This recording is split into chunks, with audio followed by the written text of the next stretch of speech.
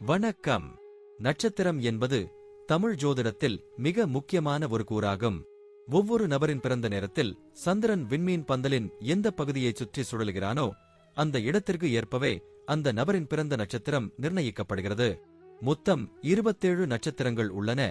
அவை ஒவ்வொன்றும் தனித்தனியான இயல்புகளும் ஆற்றல்களும் கொண்டவை. சந்திரன் ஒவ்வொரு நட்சத்திரத்திலும் சுமார் ஒரு நாளும் சில மணி நேரங்களும் தங்குகிறான். எனவே ஒரு நபரின் பிறந்த நேரத்தை துல்லியமாக கண்டறிந்தால் அவர் எந்த நட்சத்திரத்தில் பிறந்துள்ளார் என்பதையும் சரியாக கணிக்கலாம். நட்சத்திரம் ஒரு நபரின் உணர்வுகள், மனநிலை, பேசும் முறை, ஆழ்ந்த சிந்தனை திறன், குடும்ப வாழ்க்கை, கல்வி, தொழில், திருமண வாழ்க்கை, உடல் நலன் மற்றும் வாழ்க்கையின் முன்னேற்றம் போன்ற பல அம்சங்களில் நேரடியான தாக்கம் ஏற்படுத்தும். ஜாதகத்தில் சூரியன், சந்திரன் மற்றும் பிற கிரகங்களின் நிலைகளை பார்க்கும் போதும் சந்திரன் எவ்விடத்தில் இருக்கிறான் என்பதை மிக முக்கியமாக கருத்தில் எடுத்துக் கொள்கின்றனர். இது ஜாதகத்தின் ஆரம்ப புள்ளியாகும். மேலும் நட்சத்திரங்களை அடிப்படையாக வைத்துதான் திசை பலன்கள் கணிக்கப்படுகின்றன. ஒரு நபர் வாழ்க்கையில் எந்த காலத்தில் எதற்கான வாய்ப்புகள் வரும், எப்போது சவால்கள் ஏற்படும், எப்போது திருமண நேரம், குழந்தை பேறு போன்ற விசேஷங்கள் நடக்கும் என்பதையும் இந்த நட்சத்திரங்களின் இயக்கம் மூலம் கணிக்கலாம். நன்மை தரும் நட்சத்திரங்கள் ஒரு நபருக்கு சுப நிகழ்வுகளை தரும். சில நேரங்களில் சோதனைகளும் வரும். இதை பொறுத்து பூஜைகள், பரிகாரங்கள் போன்றவையும் பரிந்துரைக்கப்படுகின்றன. இதனால் நட்சத்திரம் என்பது ஒரு நபரின் முழு வாழ்க்கையின் பயணத்தை பாதிக்கும் ஒரு முக்கியமான ஜோதிட கூறம் என்பதை நாம் உணர வேண்டும். இது வெறும் விண்மீன் பெயர் அல்ல, அது நம்மை உருவாக்கும் அதிர்வுகளின் திசையை காட்டும் ஒரு சக்தி எனலாம். இப்போது 27 நட்சத்திரங்களுக்கு என்னென்ன தனித்துவங்கள் இருக்கிறது என்பதை பற்றி இந்த பதிவில் பார்ப்போம். இந்த பதிவை பார்ப்பதற்கு முன்பு இந்த சேனலை சப்ஸ்கிரைப் பண்ணாதவங்க சப்ஸ்கிரைப் பண்ணிக்கோங்க, பெல் பட்டனை கிளிக் பண்ணி வச்சுக்கோங்க. அப்பதான் நம்ம போடுற பதிவு உங்களுக்கு உடனுக்குடன் நோட்டிபிகேஷன் வரும். சரிவாங்க வீடியோக்குள்ள போகலாம். திருவாதிரை நட்சத்திரம் என்பது ராகு பகவானின் ஆதிக்கத்தில் வருவதால் இதில் பிறந்தவர்கள் தனித்துவமான குணாதிசயங்களை கொண்டிருப்பவர்கள். இவர்களது சிந்தனை மிக தீவிரமாகவும் எதையும் பகுப்பாய்வு செய்யும் தன்மை கொண்டதாகவும் இருக்கும். முன்கோபம், சில சமயங்களில் முரட்டுத்தனமான ஒழுக்கம், கடுமையான மனோபாவம் ஆகியவை இவர்களின் உள்ளார்ந்த குணங்களில் அடங்கும். எனினும் இந்த கோபம் குறுகிய காலம் மட்டுமே நீடிக்கும். அடுத்த கணமே பசுமையாகி விடக்கூடியவர்கள். பொறுப்புணர்வும் கடின உழைப்பும் இவர்களின் அடையாளமாக விளங்கும். தங்கள் வாழ்க்கையில் எந்த சவாலாக இருந்தாலும் அதை எதிர்த்து வெல்லும் ஆற்றல் இவர்களிடம் இருப்பதாலேயே மிக வேகமாக வளர்ச்சி பெற முடிகிறது. இதையும் சரியாக புரிந்து கொள்ள விரும்பும் தேடல் மனப்பான்மையுடன் இருப்பார்கள். மற்றவர்களின் மனதை உணர்ந்து அவர்களை எடை போட்டு மதிப்பீடு செய்யும் திறமை இவர்களுக்கு உள்ளது.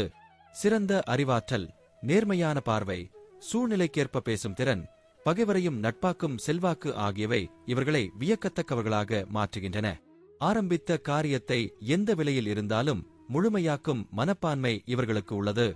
சுயம்பலமாகவும் உறுதியான உடலமைப்புடன் ஆன்மீக ஈடுபாடும் கொண்டிருப்பார்கள்.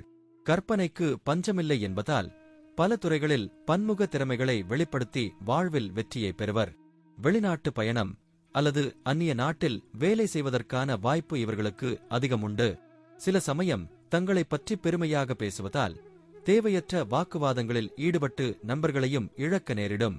சிறுவயதிலேயே குடும்ப பொறுப்புகளை சுமந்து வாழ்க்கையை முற்றிலும் போராட்டமாக நடத்த வேண்டிய நிலை உருவாகும்.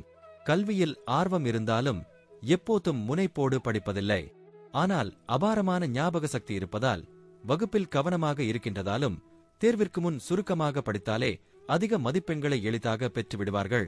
பொதுவாக எலக்ட்ரிக்கல் இன்ஜினியரிங், ஜோதிடம், சைக்காலஜி போன்ற சிக்கலான மற்றும் அறிவியல் சார்ந்த துறைகளில் படிப்பு மேற்கொள்வார்கள். பொருளாதார ரீதியாக விற்பனை துறையில் சிறந்து விளங்கும் திறமை இவர்களுக்கு உண்டு.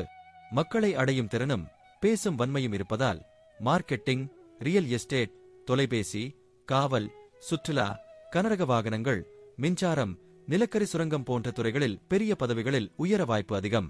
அரசு மற்றும் தனியார் பணிகளில் பொதுவாக சிறந்த நடவடிக்கைகளை எடுத்து சீக்கிரமே உயர்வை பெறும் தன்மை கொண்டவர்கள்.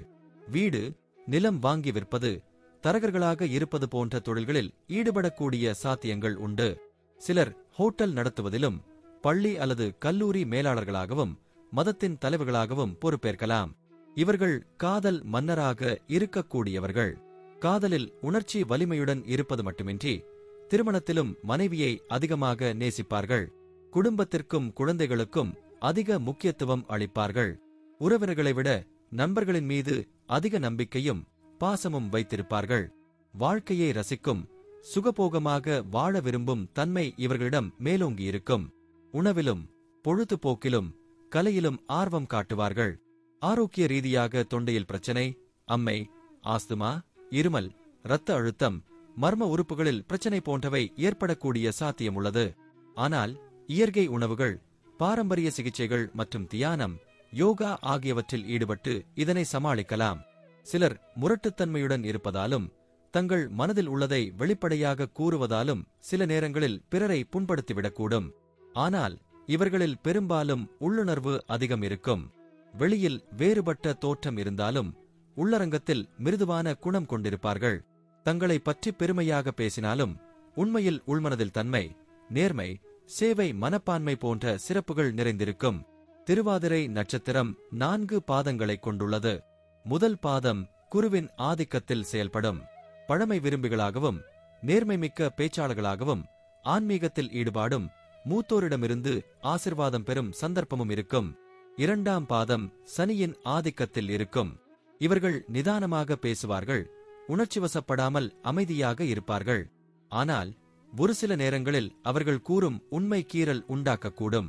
மூன்றாம் பாதத்திலும் சனி ஆதிக்கம் கொண்டிருப்பதால் இவர்கள் சிறு வயதில்தான் பல தடைகளை எதிர்கொள்வார்கள்.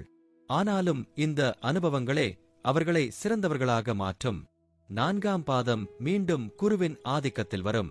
இவர்களுக்கு யோகமும் அதிர்ஷ்டமும் கூடிச் செயல்படும். நேர்மையான பண்பும் சேவை மனப்பான்மையும் சிறந்த பதவிகளையும் அடைவார்கள். திருவாதிரை நட்சத்திரக்காரர்களுக்கென ஒரு சிறப்பு தலம் தஞ்சாவூர் மாவட்டம் அதிராம்பட்டினத்தில் உள்ள அபயவரதீஸ்வரர் திருக்கோயில். இங்கு உள்ள சுந்தர நாயகி அம்பாள் மற்றும் அபயவரதீஸ்வரரை வழிபடுவது மூலம் பிறவிப் பாவம் குறையும், ஆயுள் விருத்தி, திருமண தடை நீக்கம், ராகு தோஷ நிவாரணம் போன்ற பலன்கள் கிட்டும். இத்தலத்தில் ஆயுஷ் ஹோமம், மிருத்யுஜய ஹோமம் செய்து பலருக்கும் நன்மை கிடைத்துள்ளதாக பதிவுகள் உள்ளன. இதன் வாயிலாக திருவாதிரை நட்சத்திரத்தில் பிறந்தவர்கள் தங்கள் வாழ்க்கையில் நிறைவை அடையலாம். நன்றி. இப்ப நான் சொன்ன அனைத்து விஷயங்களும் பொதுப்பலன் மட்டுமே. உங்களுடைய சுய ஜாதக அடிப்படையில் சில விஷயங்கள் மாறுபட்டு நடப்பதற்கு வாய்ப்புகள் உண்டு. இருந்தாலும் பெரும்பாலான விஷயங்கள் நான் கூறியபடியே உங்க வாழ்க்கையில் நடைபெறும். இந்த வீடியோ உங்களுக்கு பிடித்திருந்தால் நான் அடுத்த பாகம் 2 எடுக்க தயாராக உள்ளேன்.